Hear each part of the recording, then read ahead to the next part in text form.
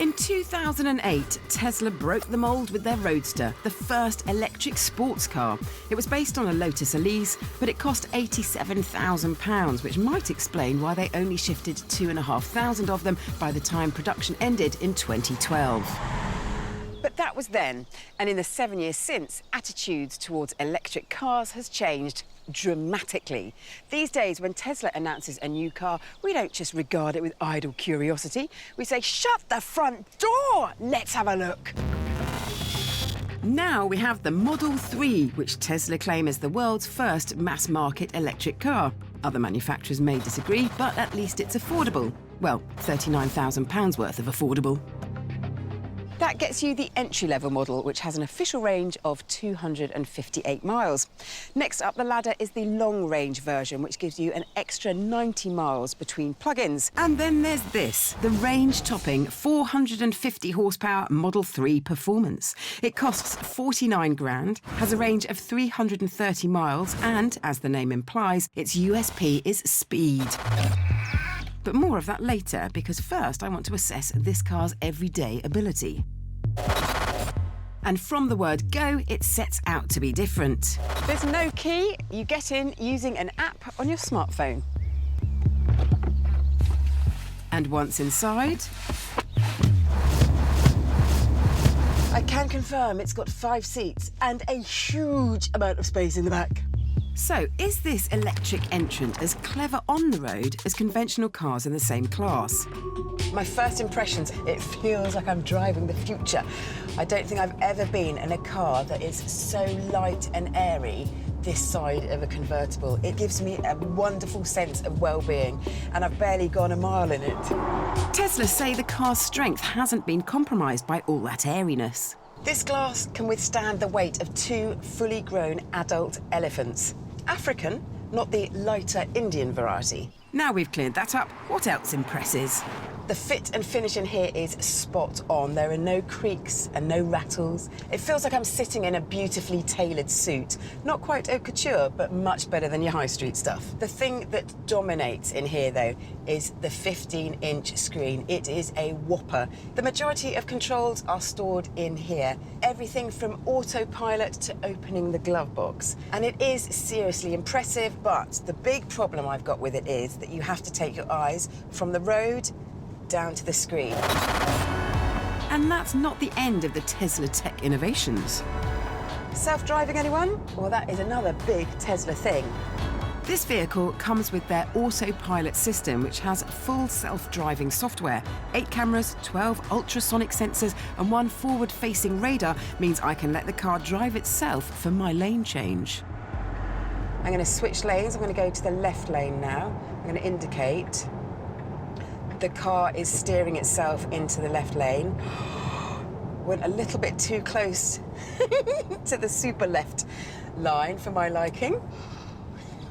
And breathe. Now on to another thing Tesla like to boast about, their claimed range and quick charging. The performance model has a range of 329 miles, and that figure is seriously impressive. That's if it's accurate, of course. Tesla say the Model 3 can obtain a 180-mile recharge in just 15 minutes, although it's only possible to do that quickly at one of their supercharger locations. And at the moment, there are around 50 in the UK. So that's the everyday stuff covered, but I have got the performance version. To get an idea of just how fast this car is, I've arranged for a little competition. I need to find a track. Oh, look, here's one. Elon Musk, founder of Tesla, tweeted that this Model 3 Performance could beat anything in its class on the track. Here's one of our favourite performance saloons, the £75,000 Mercedes C63 AMG S. Let's see if it's time for a bluff to be called. For my first test, I'm driving them both to see which makes it to the end marker 200 metres away fastest.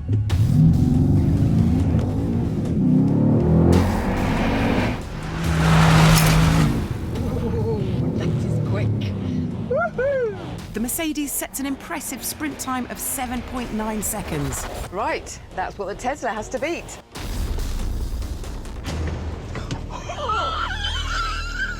Let's try that again. And take 2, not in reverse this time.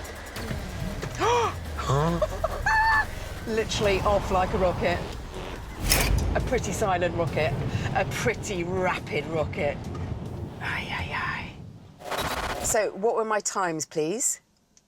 The Mercedes was 7.9 and the Tesla was 6.62. That is phenomenal. Oh my gosh. Wow, well done. And so I can now officially reveal that this Tesla's 0 to 60 time is 3.2 seconds, which is quicker than many Porsche 911s, which cost twice as much. But while mashing the pedal in a straight line is one thing, I also want to get a sense of how the Tesla handles at speed compared to the Merc. So it's time for some track laps.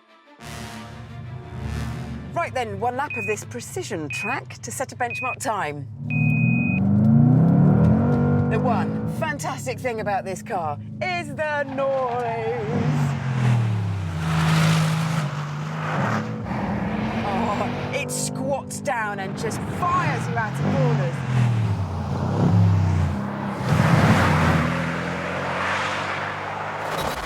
Time for a Tesla track attack. Right then, Tesla. Let's give it a go. Oh, obviously, no noise is slightly disturbing because I can't tell how fast I'm going, but more importantly, I can't tell how quickly I'm slowing down. Oh gosh, this just flies, doesn't it? I'd love a bit more feedback from the steering, and I would like seats to hug me a lot more. I feel like I'm sitting on top of them rather than in them. Oh, please stop. Thank you.